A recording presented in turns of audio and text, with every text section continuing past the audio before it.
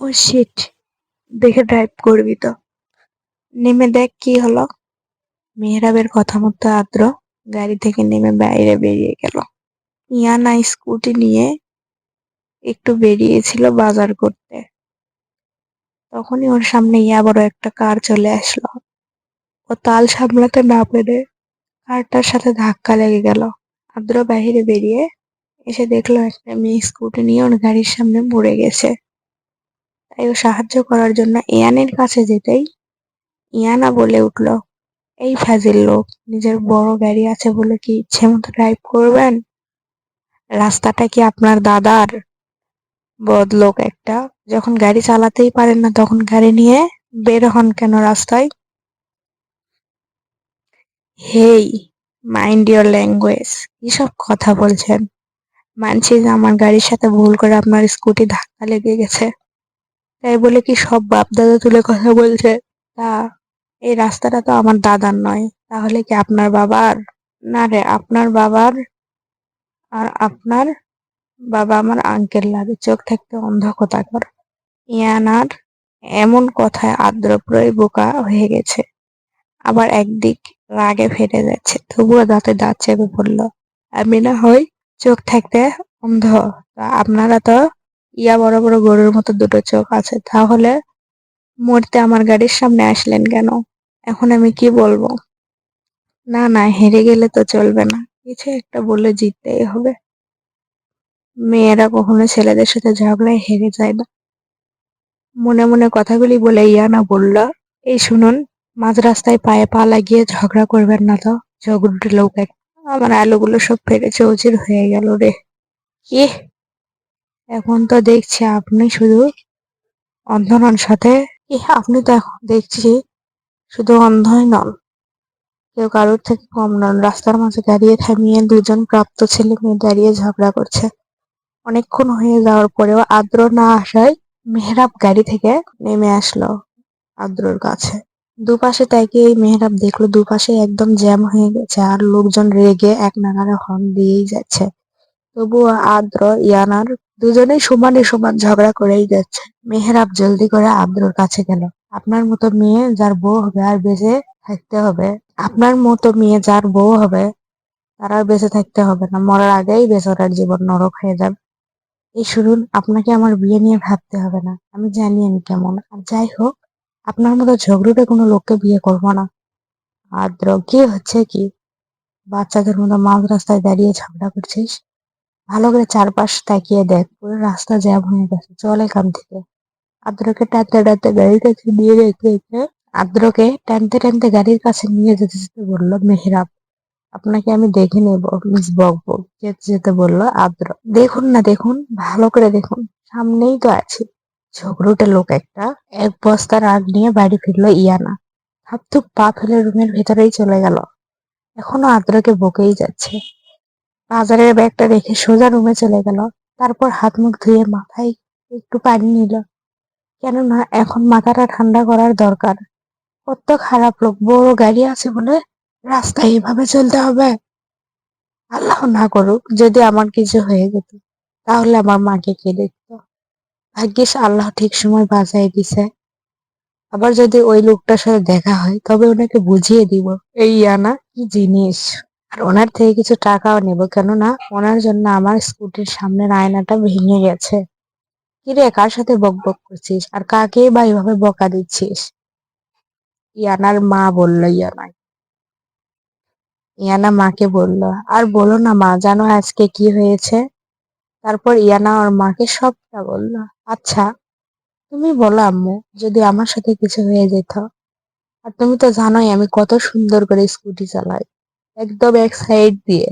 তুই যে কেমন করে স্কুটি চালাস সেটা আমি ভালো করেই জানি। স্কুটি নয়, মনে হয় প্লেন চালাচ্ছিস। ভাগ্যিস ওই ছেলেটার কিছু হয়নি। আমি শিওর যদি আর কিছুক্ষণ ওই ছেলেটা ওখানে থাকতো তাহলে তুই ওকে গণধোলাই খাওয়াইতি। কি, তুমি আমার আপন মা হয়ে আমাকে এভাবে বলতে পারলে? মনে তো হচ্ছে তোমার ওই ছেলেটার জন্য প্রাণ গেছে। যাও না, যাও গিয়ে ছেলেটাকে মেয়ের জামাই বানাও। না থাক, আমার শুধু শুধু কারো জীবন নষ্ট করার কোনো ইচ্ছে নেই। আম্মু, আরে আমি তো মজা করছিলাম। আমার মেয়েটা অনেক ভালো, একদম সোনা মিয়া। আয় খেতে আয়, আমি খাইয়ে দিচ্ছি। আদ্র মেহরাবকে বলল, মেহরাব তুই বরং মাহিকে বাসায় দিয়ে আয়। আসলে আমি দিয়ে আসলাম, কিন্তু আমার একটা কাজ পড়ে যাওয়ায় যেতে পারছি না। আর এই রাতের বেলায় তো আর মাহিকে একা ছাড়তে পারি না। আদ্রর কথা কেন জানি মেহরাবের বিশ্বাস হলো না, তাই ভ্রু কুঁচকে বলল, তোর আবার এখন কিসের কাজ? আর তোর কাজ পড়লে আমি জানতাম না? আর আমি মাহিকে পৌঁছে দিতে পারবো না, পারলে তুই গিয়ে দিয়ে আর, নয়তো ওর বাসায় যাওয়ার দরকার নেই। মেহরাবের শেষের কথাটা মাহি শুনে ফেলল। আসলে ও ভেতরে গিয়েছিল রেডি হতে, আর সবার থেকে বিদায় নিয়ে খুশি মনে বাইরে গাড়ির কাছে আসতেই এই কথাটা শুনতে পেল। মাহির চোখের কোণে পানি জমে গেল। কোনো রকম কান্না আটকিয়ে মেহরাবদের সামনে গিয়ে বলল, আদ্র ভাইয়া, আপনার যদি সময় হয় তাহলে আমাকে দিয়ে আসতে পারেন, নয়তো থাক, আপনাদের কাউকে আমায় দিয়ে আসতে হবে না, আমি একাই যেতে পারবো। আসলে কারো ইচ্ছের বিরুদ্ধে তো আমি আর কাউকে দিয়ে কিছু করাতে পারবো না। এ বলে মাহি চলে গেল। নে হলো তো, ও তো চলে গেল, এখন যাও গে আটকা। আমি কেন যাব? ও তোর হবু বউ, আর তোর হবু বউ এভাবে রাতের বেলা একা একা বেরিয়ে গেল। তুই নিজেও আনতে না গিয়ে একটা পরপুরুষকে যেতে বলছিস কেন? তোর তো একটা দায়িত্ব আছে, তুই এভাবে তোর দায়িত্ব আমার উপরে চাপাতে পারিস না আদ্র। কি বললি? নাই আমার হবু বউ? তাই তো, ও যেহেতু আমার হবু বউ, তাই ওর সব দায়িত্ব আমার। আর আমার এখন ইচ্ছে করছে না ওকে দিয়ে আসতে। যেহেতু ও আমার হবু বউ, তাই আমি ওকে পৌঁছে দেব কি দেব না, সেটা নিতান্তই আমার একান্তই ব্যক্তিগত ব্যাপার। এই বলা আদ্র মাহি যে রাস্তা দিয়ে গেছে সেদিকে না গিয়ে তার উল্টো রাস্তায় চলে গেল। আরে মাহি তো এই রাস্তায় গিয়ে আরে মাহি তো এই রাস্তা দিয়েই গিয়েছে, তুই অন্য রাস্তা দিয়ে যাচ্ছিস কেন? আর ও সেই কখন গিয়েছে, যদি কোনো বিপদ হয়? তোর যখন মাইকে নিয়ে এতটাই চিন্তা, তাহলে তুই যা, আমাকে কেন বলছিস? আমি এখন রাতের এই ঠান্ডা হাওয়া খাবো আর রাতটাকে উপভোগ করব। কতদিন পর দেশে আসলাম। জ্যাকেটের পকেটে হাত দিয়ে হাঁটতে হাঁটতে বলল আদ্র। কেননা ও জানে মেহরাব ঠিক মাইকে ওর বাসায় পৌঁছে দেবে, তাও সহি সালামতে। হাঁটতে হাঁটতে প্রায় অনেক দূরে চলে আসছে। মাহি রাতের চারদিকে আলো জ্বলছে, যেন মনে হচ্ছে রাত নয়, এখনো দিন। রাস্তা দিয়ে সাই সাই করে একের পর এক গাড়ি চলে যাচ্ছে। মাহি সেদিকে তাকিয়ে বলল, আচ্ছা, আমি যদি এই গাড়ির নিচে চাপা পড়ে মারা যাই, তাহলে কি মেহরাব ভাই কাঁদবে? নাকি বলবে যে বাঁচলাম, অবশেষে আপদ দূর হল? নাকি বলবে যে বাঁচলাম, অবশেষে আপদ দূর হলো? মাহির ভাবনার মাঝে মেহরাব গাড়ি নিয়ে এসে মাহির সামনে দাঁড় করে বলল, রাস্তার দিকে তাকিয়ে ওভাবে কি দেখছিস? যেটা করার কথা ভাবছিস সেটা মন থেকে আর মাথা থেকে পুরোপুরি ভাবে মুছে ফেল, নয়তো মেরে এসব ফালতু ভাবনা ভাবার জন্য মাথা ফাটাইয়ে দিব। জলদি গাড়িতে ওঠ। উনি তো আমার মনের সব কথাই বুঝতে পারে, তাহলে আমি ওনাকে ভালোবাসি এটা কেন বুঝতে পারে না? নাকি বুঝেও না বোঝার ভান করে থাকে? কিরে, কথা কানে যাচ্ছে না? রাস্তার মধ্যে এমন নাটক না করে গাড়ি ওঠ। অনেক জার্নি করে এসেছি, ভীষণ ক্লান্ত লাগছে, তোকে বাসায় পৌঁছে দিয়ে লম্বা একটা ঘুম দেব। তো যান, আপনাকে কে আসতে বলেছে? আমি নিজেই বাসায় চলে যেতে পারবো, কাউকে পৌঁছে দিয়ে আসতে হবে না আমাকে। ভাই, রাস্তার মাঝে ঝামেলা করিস না, চুপচাপ গাড়িতে উঠে বস। তোর সাথে ঝগড়া করার মুড নেই আমার। তোর সাথে ঝগড়া করার মুড নেই আমার, অনেক খারাপ লাগছে।